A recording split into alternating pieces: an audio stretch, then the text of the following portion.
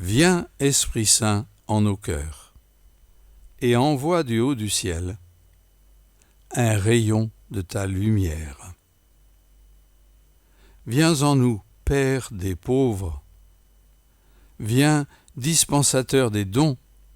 Viens, lumière de nos cœurs. Consolateur, souverain, hôte très doux de nos âmes. Adoucissante fraîcheur. Dans le labeur, le repos. Dans la fièvre, la fraîcheur. Dans les pleurs, le réconfort. Ô lumière bienheureuse, viens remplir jusqu'à l'intime le cœur de tous tes fidèles.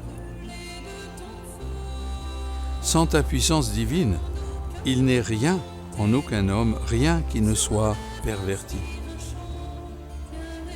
Lave ce qui est souillé. Baigne ce qui est aride. Guéris ce qui est blessé. Assouplis ce qui est raide. Réchauffe ce qui est froid. Rends droit ce qui est faussé. À tous ceux qui ont la foi et qui en toi se confient, donne tes 7 dons sacrés. Donne mérite et vertu. Donne le salut final dans la joie éternelle. Amen. Nous avons développé jusqu'ici la première phrase de Jésus. D'ici quelques jours, vous serez baptisés dans l'Esprit Saint, l'Esprit qui sanctifie. Il y a une autre richesse, une autre dimension de la richesse du don de l'Esprit à la Pentecôte. C'est la deuxième parole de Jésus. Vous allez recevoir une force et vous serez mes témoins à Jérusalem, dans toute la Judée et la Samarie et jusqu'aux extrémités de la terre. C'est l'aspect dynamique de l'action de l'Esprit Saint qui nous pousse à être des témoins des apôtres. Et le Concile développe cela, surtout dans le décret missionnaire au numéro 4, Ad Gentes numéro 4. C'est ce qui nous est donné à notre confirmation. L'Esprit Saint est comme une force qui nous pousse à témoigner du Christ, à transmettre la foi, qui pousse l'Église à s'étendre, mais qui nous fait sortir aussi de nos cénacles pour aller à la rencontre des hommes, jusqu'aux périphéries, comme aime à dire le pape François. Regardez la transformation de Saint Pierre le jour de la Pentecôte. Lui, le pauvre pêcheur du lac de Tibériade, qui n'a jamais fait d'études, qui connaissait le dur métier de la pêche. Le jour où ça tourne mal pour Jésus, où il est arrêté, Pierre rentre dans la cour du prétoire, et là une servante le dévisage parce qu'évidemment, Pierre il a son accent galiléen. Et Pierre, par 3 fois, nous le savons, a peur. Peur d'être reconnu, peur d'être arrêté, et peur de mourir. Et il renie Jésus. Pierre, livré à ses seules forces naturelles, devant une épreuve, il panique. Il renie Jésus. Il ose dire 3 fois qu'il ne connaît pas Jésus. Le jour de la Pentecôte, après avoir reçu l'Esprit Saint, Pierre sort du cénacle et devant la foule des 3000 hommes que l'Esprit Saint, par le bruit du vent, a rassemblés, Pierre, debout, élève la voix et dit, nous dit le texte. Pierre, avec les 11, élève la voix et dit. Il n'a plus peur. Là, il témoigne du Christ ressuscité. Ce Jésus, dit-il, que vous avez crucifié et mis à mort comme blasphémateur, Dieu l'a ressuscité d'entre les morts. Il l'a fait monter au ciel et asseoir à sa droite dans les cieux. Il l'a glorifié. Il a reçu du Père l'Esprit Saint et il l'a répandu sur nous. C'est là ce que vous voyez et entendez. Dieu l'a ressuscité d'entre les morts. Ce Jésus que vous, Pierre, ose interpeller l'auditoire. Il y avait sans doute dans la foule des gens qui étaient présents, malheureusement, quand ils ont réclamé à mort, et réclamé la vie de Barabbas. Ce Jésus que vous avez crucifié, Dieu l'a ressuscité d'entre les morts. Pierre ose proclamer la résurrection du Christ, il ose interpeller ceux qui l'ont condamné. Pierre est complètement transformé. Il a une force, il a une hardiesse, il a un courage, il a une assurance, il affirme, il témoigne. C'est ça le don de la force de l'Esprit qui nous est donné à la confirmation. L'Esprit Saint est dans notre cœur. Comme la force et la puissance de Dieu qui nous donne l'audace de parler de Jésus, de témoigner de Jésus, envers et contre tout, même si nous sommes persécutés, même si on se moque de nous. L'Esprit Saint nous donne la hardiesse, l'assurance, le courage pour parler de Jésus. Pierre est complètement transformé par l'Esprit de Pentecôte et nous-mêmes, nous avons à nous laisser animer, transformer par cet Esprit. Si je vous disais que quand j'étais enfant, j'étais très très timide. Je n'osais pas parler en public. Et vous voyez, l'Esprit Saint me donne maintenant une force, une audace pour témoigner de Jésus avec beaucoup de joie, pour parler de l'Esprit Saint, le faire connaître et le faire aimer. L'Esprit Saint pousse l'Église, le jour de la Pentecôte, à être manifestée publiquement. Les apôtres étaient enfermés au cénacle, et là, l'Esprit de Pentecôte, par le bruit du vent, pousse les apôtres à sortir du cénacle et à parler à cette foule de 3000 hommes venant de toutes les nations, nous dit le texte du pourtour méditerranéen. Pierre proclame la bonne nouvelle de Jésus mort et ressuscité. Et pendant que l'Esprit Saint donne à Pierre cette force, l'Esprit Saint touche le cœur de tous les auditeurs, nous dit le texte. Ils eurent le cœur transpercé. L'Esprit Saint agit dans le cœur des auditeurs. Et ça doit être pour nous une grande source de confiance. Quand nous devons témoigner du Christ Jésus, quand nous, prêtres par exemple, nous devons prêcher, nous savons qu'au moment de la prédication, l'Esprit Saint agit dans le cœur des auditeurs pour faire accueillir la parole de Dieu. Et plus nous croyons dans cette action de l'Esprit dans le cœur des autres, plus du coup, nous avons une simplicité, une audace pour parler de Jésus.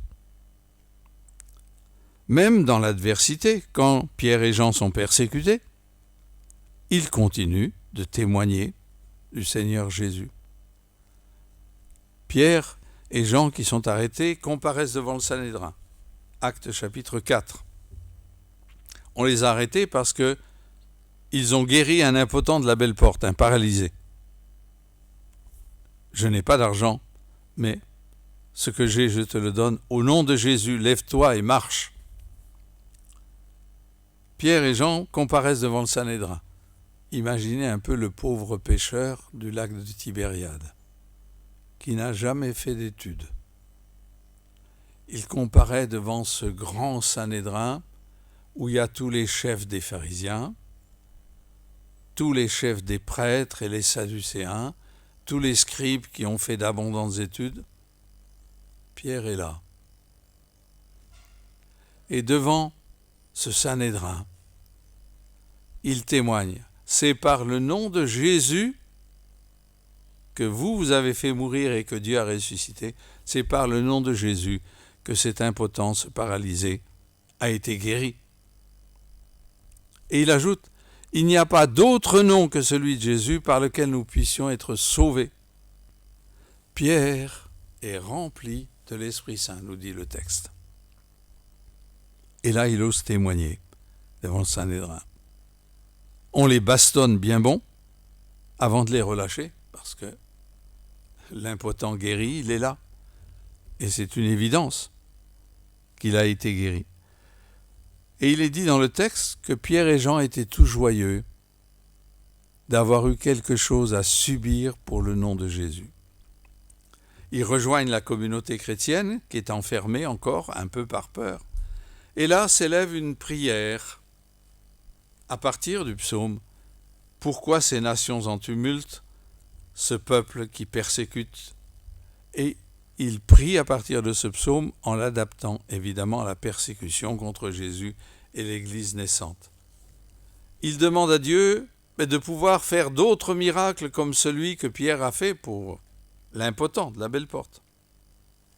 Dieu exauce leurs prières, mais pas selon ce qu'ils ont demandé. Il est dit dans le texte, tous furent remplis de l'Esprit Saint et se mirent à annoncer la bonne nouvelle du Christ avec assurance. Dieu exauce leurs prières en les remplissant de nouveau du Saint-Esprit, et c'est le Saint-Esprit qui leur donne l'assurance. Il y aura des miracles. Mais le premier miracle, c'est cette force de l'Esprit dans le cœur de ceux qui parlent. À la Pentecôte commencèrent les actes des apôtres, la diffusion de l'Évangile et le ministère des apôtres à Jérusalem, puis ensuite dans d'autres villes, tout le pourtour méditerranéen. Les apôtres ont fait l'expérience que l'Esprit Saint dirigeait et animait leur ministère, que l'Esprit Saint était toujours là au moment où ils prêchaient et témoignaient du Christ, que l'Esprit Saint touchait les cœurs des auditeurs. Mais ils ont fait une expérience plus forte. C'est que l'Esprit Saint n'est pas seulement une force et une puissance de Dieu, une qualité en quelque sorte de Dieu. Il est une personne vivante qui leur parle, qui les conduit, qui les pousse, qui les guide, qui ouvre des voies pour l'évangélisation, qui en ferme d'autres. Et je voudrais vous donner quelques exemples dans les actes. C'est l'expérience tout d'abord de Philippe, le diacre. Il faisait partie des diacres et comme il y a la persécution à Jérusalem, du coup, les apôtres seuls restent à Jérusalem, les autres chrétiens se dispersent. Et le diacre Philippe s'en va vers Césarée, vers la mer. Et voilà que il se met à prêcher. Lui qui a été ordonné simplement pour le partage du pain et des richesses de l'Église pour venir en aide aux plus pauvres, il témoigne, il prêche le Christ. Il annonce le Christ Jésus. Et il reçoit un jour un message intérieur. Pars sur la route qui mène de Jérusalem à Gaza. Il est midi, la route est déserte. Alors ce message est quand même surprenant. Mais à midi, là-bas, il fait très chaud. On ne sort pas, on reste dans la maison, la fraîcheur de la maison. Pars. En plus, le message dit « La route est déserte ». Si la route est déserte, on reste à la maison, on ne va pas là-bas. Mais c'est une voix intérieure, la voix de l'Esprit Saint, qui parle à Philippe. Et Philippe obéit. Il se rend sur la route qui descend de Jérusalem à Gaza. Nous entendons malheureusement beaucoup parler de Gaza. C'est cette route qui mène de Jérusalem à Gaza. Philippe y va, et qu'est-ce qu'il voit sur la route? Un cortège imposant, avec plusieurs chars, quelqu'un d'important sans doute qui voyage, avec des soldats, des lances qui l'entourent, qui le protègent, des serviteurs qui l'accompagnent. Et la voix lui dit « Rattrape ce char ». Philippe sans doute n'osait pas s'approcher de ce personnage. Il pouvait être repoussé par les serviteurs avec leurs lances. Rattrape ce char. Alors Philippe rattrape le char discrètement, monte à la hauteur de ce char, et là il entend l'eunuque, il découvre l'eunuque, un grand personnage, sans doute bien habillé. Il apprendra plus tard que c'est le surintendant de toutes les richesses de la reine Candace d'Éthiopie. Le ministre des Finances, le premier ministre de la reine d'Éthiopie. Il revient de pèlerinage de Jérusalem. Il quitte Jérusalem vers Gaza, il va devoir ensuite franchir tout le mont du Sinaï, la péninsule du mont du Sinaï, rentrer en Égypte, descendre la vallée du Nil jusqu'en Éthiopie. Un voyage énorme. Il est venu en pèlerinage à Jérusalem. Et là, Philippe écoute. Il entend que ce grand personnage lit un texte. Et Philippe reconnaît le texte. C'est un passage de l'Ancien Testament qui parle du serviteur souffrant, qui est livré à mort et que, comme une brebis qu'on mène à l'abattoir, qui ne pousse aucun cri, il donne sa vie pour la multitude. C'est un texte que Jésus a commenté après sa résurrection pour faire comprendre aux apôtres que Jésus est le serviteur souffrant. Alors Philippe connaît bien ce texte et il ose interpeller l'eunuque d'Éthiopie. Comprends-tu ce que tu lis ? Faut être courageux quand même. Faut être gonflé d'une certaine manière. Comprends-tu ce que tu lis ? Et de manière étonnante, ce grand personnage n'est pas offusqué par la demande. Il dit, mais comment comprendrais-je si personne ne m'explique ? Et ce grand personnage se décale sur son banc, dans son char, et il invite Philippe à monter. Le pauvre petit diacre qui monte à côté de ce grand personnage surintendant des richesses de la reine Candace d'Éthiopie. Et là, ce grand personnage écoute la prédication, le témoignage de Philippe. Philippe raconte à l'eunuque d'Éthiopie le mystère pascal de Jésus, comment il a été mis à mort comme blasphémateur, alors qu'il a livré sa vie par amour pour les hommes pécheurs, pour les réconcilier avec Dieu, et comment Dieu l'a ressuscité d'entre les morts, l'a glorifié, le faisant asseoir à sa droite, et comment le Christ ressuscité a répandu l'Esprit Saint le jour de la Pentecôte, et comment les 3000 hommes qui étaient là, ayant le camp transpercé, ont demandé à Pierre, que devons-nous faire ? Et Pierre leur a dit, faites-vous baptiser au nom du Seigneur Jésus. Philippe témoigne du mystère pascal de Jésus. Il témoigne du Christ mort et ressuscité. L'eunuque voit de l'eau, une rivière, il passe à côté d'une rivière, et il dit, mais voici de l'eau, qu'est-ce qui m'empêche d'être baptisé ? L'eunuque fait arrêter son cortège, descend de son char avec Philippe, il rentre dans l'eau, dans le fleuve, et Philippe le baptise au nom de Jésus. À peine baptisé, de manière étonnante, Philippe disparaît. L'Esprit Saint a eu besoin de Philippe. Il lui a parlé dans le cœur. Il lui a dit « va ». Il lui a dit « rattrape ce char ». Il l'a guidé sur cette route. L'Esprit Saint a eu besoin de lui pour expliquer les Écritures et pour baptiser cet eunuque d'Éthiopie. C'est peut-être le premier Africain baptisé, devenu chrétien. Autre exemple, Pierre chez le centurion Corneille, Actes chapitre 10 et 11. Corneille, centurion romain, homme de l'armée, l'occupant romain. Pourtant, cet homme est rempli de bonté. Il fait des aumônes. Il prie tous les jours. Et les gens qui le servent, le respectent et l'aiment. C'est un homme de bien. Et il reçoit un jour un message intérieur qui lui dit « Va chercher un certain Simon-Pierre, il est à Césarée maritime, il loge chez un courroyeur, c'est-à-dire quelqu'un qui travaille le cuir,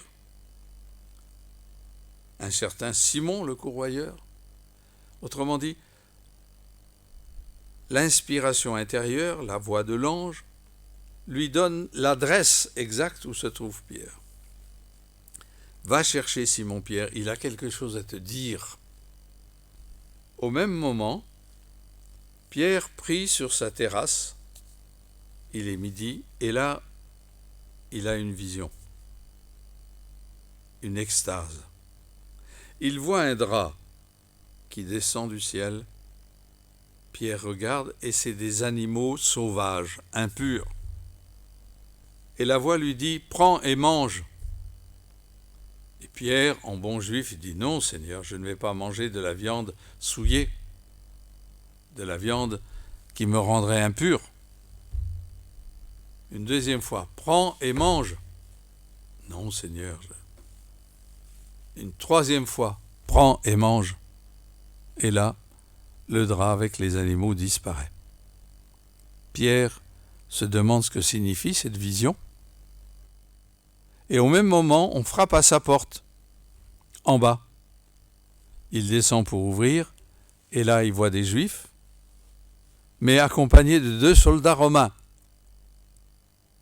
Et il demande qu'est-ce qu'ils veulent, et ils expliquent qu'ils sont envoyés par le centurion romain Corneille, qui le fait demander parce que Pierre a quelque chose à dire. Pierre comprend alors, en voyant les 2 soldats romains, qu'aux yeux de Dieu, aucun homme n'est impur.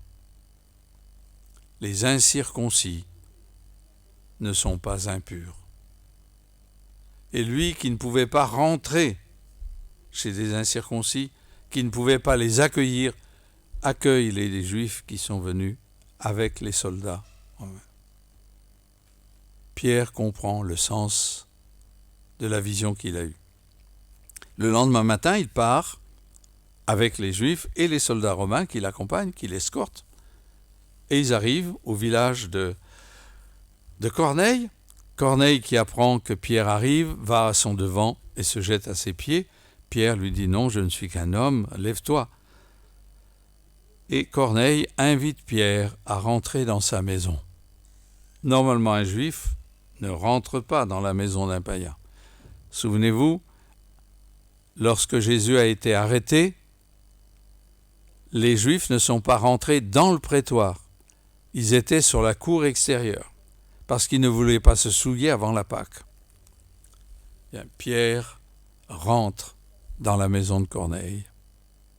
Il comprend qu'aux yeux de Dieu, il n'y a pas d'animaux impurs, qu'aux yeux de Dieu, personne n'est impur. Les incirconcis ont du prix aux yeux de Dieu. Il rentre dans la maison de Corneille, et là, il voit la maison pleine. Corneille avait réuni toute sa famille, tous les siens. Il raconte devant tout le monde la vision qu'il a eue, et il dit à Pierre, « Parle, dis-nous ce que tu as à nous dire. » Et Pierre se met à témoigner. Témoigner devant ces païens.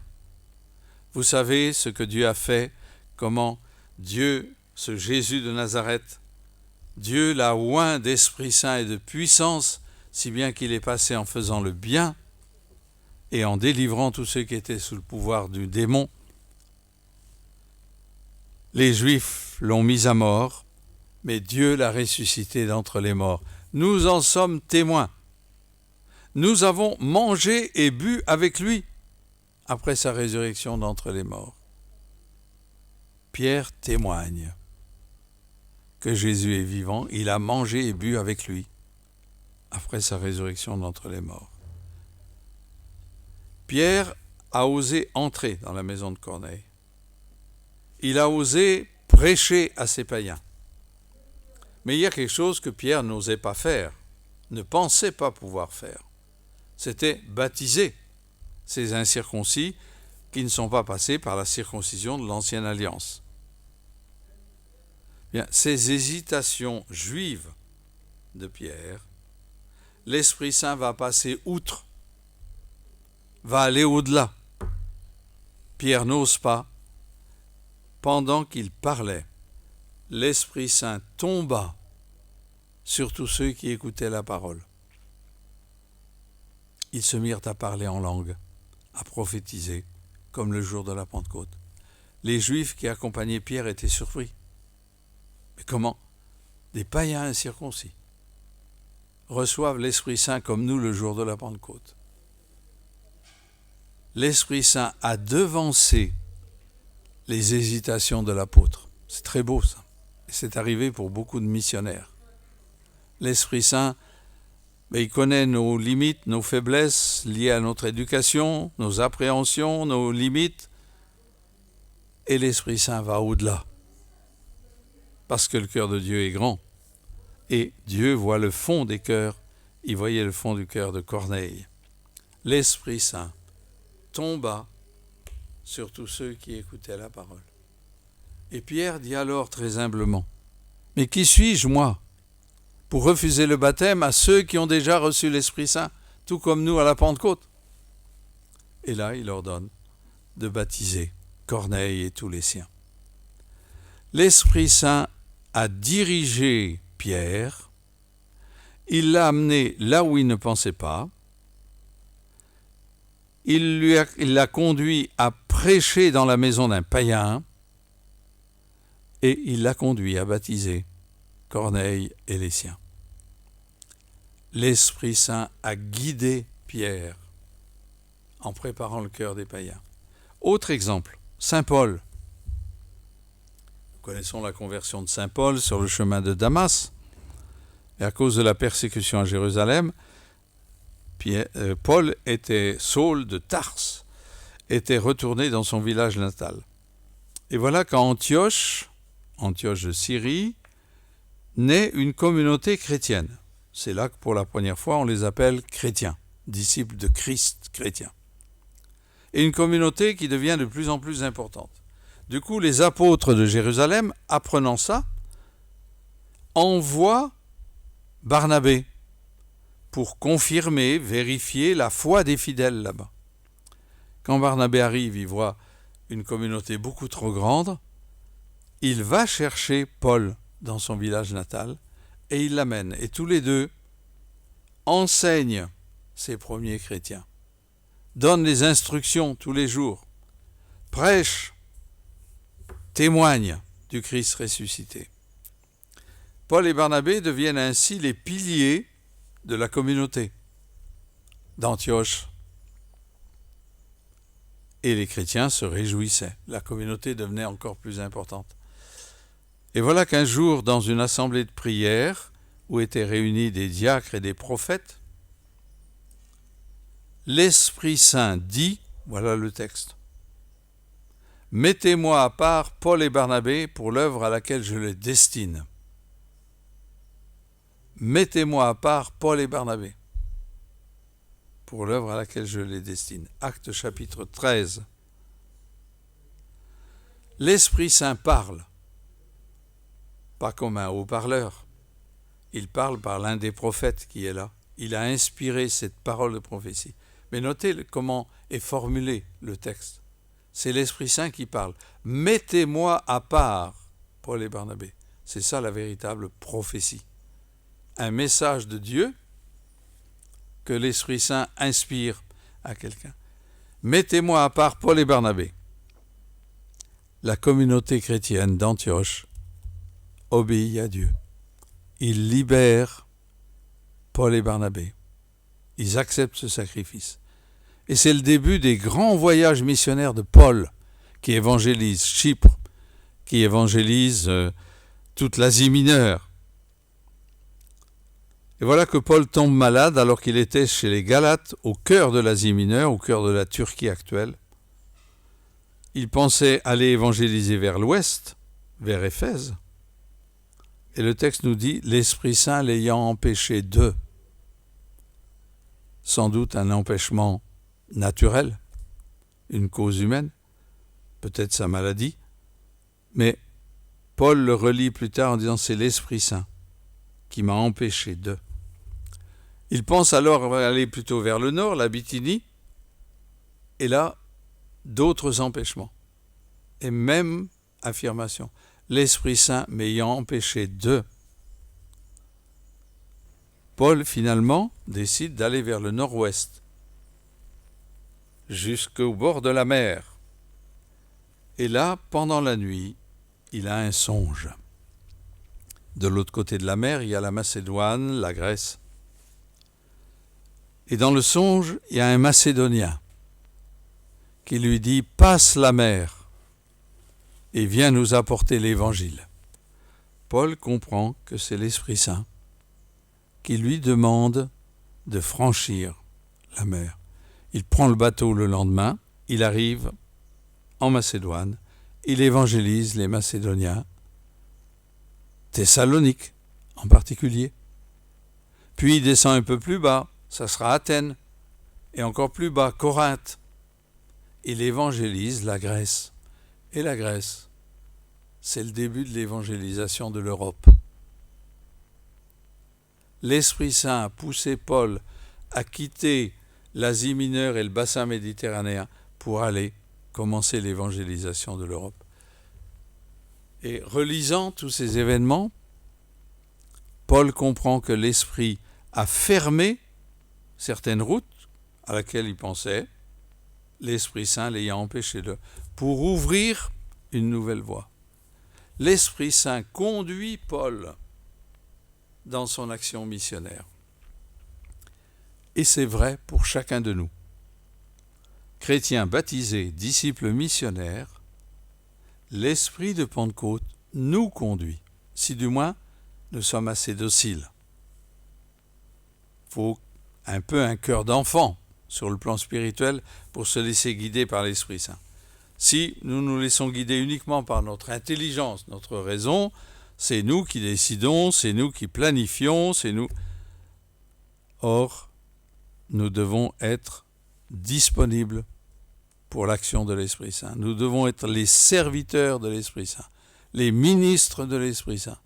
L'Esprit Saint doit pouvoir se servir de nous quand il veut et comme il veut pour témoigner. L'Esprit Saint doit pouvoir nous envoyer là où il veut. Cela me fait penser à une parole que le cardinal Dieudonné Nzapalainga est venu nous adresser l'année dernière. J'ai été en visite aux confréries du Saint-Esprit en RCA, à Bangui. Et le cardinal ne pouvait pas participer à la grande fête du jubilé des 40 ans le lendemain. Il a tenu à venir nous saluer, me saluer personnellement, et il a demandé le président, le vice-président, l'aumônier national, parce qu'il avait un message qu'il voulait nous partager. Et il nous a dit, vous direz demain à tous ceux qui seront là, si vous êtes affectés à l'intérieur du pays par votre entreprise, par l'État, considérez que c'est l'Esprit Saint qui vous envoie en mission. Considérez que c'est l'Esprit Saint qui vous envoie en mission. Aux yeux de Dieu, il n'y a pas de choses profanes. Dieu utilise les décisions humaines, mais l'Esprit Saint nous pousse, nous guide. Considérez que c'est l'Esprit Saint qui vous envoie en mission. Il a même ajouté, si vous devez pour des raisons familiales aller en France, considérez que c'est l'Esprit Saint qui vous envoie en mission. Amis auditeurs et auditrices, il y a parfois des bouleversements dans notre vie professionnelle ou familiale. Nous devons entreprendre des voyages, des déplacements que nous n'avions pas prévus. Considérez, chaque fois que vous avez à vous déplacer, que c'est l'Esprit Saint qui vous envoie en mission. L'Esprit Saint sait pourquoi. Vous le découvrirez si vous savez vous laisser conduire par l'Esprit Saint. Je voudrais aussi vous donner un petit témoignage personnel. Ça m'est arrivé, c'était au Sénégal, j'étais missionnaire là-bas spiritain, et j'animais une émission de radio, Parole de Dieu, louange de l'Afrique, et je suis devenu progressivement coordinateur de toutes les émissions catholiques de radio et même coordinateur des émissions de télévision qui à ce moment-là commençaient. Et le directeur des programmes que je connaissais bien avait déjà l'habitude de retransmettre chaque vendredi saint le chemin de croix du Colisée de Rome, chemin de croix du pape. Dans ce pays du Sénégal, à une très grande majorité musulmane, pourtant, dans la cohabitation pacifique entre les musulmans et les chrétiens, eh bien, ce chemin de croix chrétien était retransmis tous les vendredis saints. Et donc, le chemin de croix était prévu pour être transmis en différé. J'étais non loin de là, à la cathédrale de Dakar, sans doute pour participer à l'office de la croix à la cathédrale. Et puis je prends ma voiture et pour me rendre à la maison des Spiritains, maison provinciale, je devais passer devant l'office de la radio et télévision du Sénégal, l'ORTS. Et quand j'arrive à la hauteur de l'ORTS, ça a été plus fort que moi, une voix me disait « Arrête-toi ». Je me suis arrêté, je ne savais pas pourquoi. Je rentre à l'intérieur de la maison de la radio, je vais derrière dans les locaux de la télévision, et là je rencontre le directeur des programmes, Joseph Sané, qui me dit « Ça tombe bien que tu sois là, j'ai un gros problème ». J'arrive à capter les images du chemin de croix, je reçois et j'enregistre le commentaire en italien, je n'arrive pas à avoir le commentaire en français. Et il me dit, qu'est-ce qu'on fait? Est-ce qu'on ne diffuse pas en s'excusant auprès des téléspectateurs? Est-ce qu'on diffuse avec le commentaire en italien en s'excusant auprès des téléspectateurs? L'italien, le français, bon, il y a beaucoup de ressemblances. Ou bien, et là il me regarde. J'ai tout de suite compris ce que ça voulait dire. Ou bien tu essayes de faire une traduction simultanée. J'ai fermé les yeux, j'ai prié, et j'ai dit à peu près ceci au Seigneur, sans doute que je vais faire des erreurs dans ma traduction. C'est pas grave. Mon honneur, si je suis humilié, si je fais des fautes. Mais pourvu que ton nom soit glorifié sur les ondes. Et j'ai ouvert les yeux et j'ai dit à Joseph Sané, d'accord, je vais essayer une traduction simultanée. Je me suis assis à la table, j'avais l'écran de télévision devant moi et le casque pour le commentaire en italien et j'ai traduit, j'ai commenté les 14 stations du chemin de croix. Les stations étaient les 14 stations classiques. Donc, je les connaissais et je pouvais en faire un commentaire. Les auditeurs, les téléspectateurs n'avaient pas le commentaire en italien, donc j'essayais de le respecter le plus possible. Puis arrive le moment du discours du pape. Je n'avais aucun texte. Et donc, j'ai écouté la première phrase, je l'ai traduite, tout en écoutant la deuxième. J'ai essayé de faire une traduction simultanée, sans aucune préparation, sans aucune formation, en essayant d'être le plus fidèle possible au texte. Il y a certainement eu des erreurs. Quelques jours plus tard, je venais à la même maison de la radio et de la télévision pour enregistrer l'émission de radio que j'animais. Et là, je rencontre de nouveau le directeur des programmes, Joseph Sané, qui me dit « J'ai reçu beaucoup de coups de téléphone des téléspectateurs qui nous remercient pour le chemin de croix.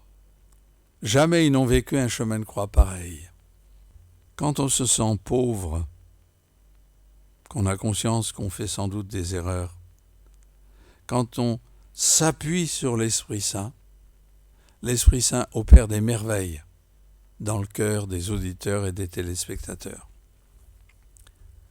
N'ayez pas peur de vous laisser conduire par l'Esprit Saint. Il se peut que tout d'un coup, vous dites, tiens, ça fait longtemps que je n'ai pas téléphoné à telle personne. Vous lui téléphonez parce qu'intérieurement, vous sentez qu'il faut le faire. Et la personne vous dit au bout du fil, ça tombe bien, j'ai un gros problème. Et vous écoutez avec compassion et vous donnez des conseils. Vous revenez d'une visite que vous avez faite dans un quartier et là, vous vous sentez poussé à rentrer dans une maison où il y a une personne âgée. Ça fait longtemps que vous ne l'avez pas vue. Et la personne vous dit, ça tombe bien, parce que je voudrais que tu pries pour moi. Je traverse une période très difficile de découragement. Et vous priez pour elle, vous implorez l'Esprit consolateur, et la personne retrouve la paix intérieure. Laissez-vous guider par l'Esprit Saint. L'Esprit se servira de vous pour faire des merveilles. Vous ne serez qu'un pauvre instrument, mais la joie de l'Esprit Saint, c'est de se servir des plus pauvres. L'Esprit de Pentecôte dirige la mission de l'Église. Et il y a un appel que je voudrais vous faire, à vous tous qui m'écoutez. Priez pour l'Église. Priez pour qu'il y ait une abondante effusion de l'Esprit sur l'Église, sur le pape, sur les évêques, sur les prêtres, les ministres. Le pape, les évêques, les prêtres ont besoin aujourd'hui de la force de l'Esprit. Ils ont besoin aujourd'hui et toujours de la force de l'Esprit de Pentecôte. Et si nous ne prions pas, nos évêques, nos prêtres risquent de manquer du souffle de l'Esprit.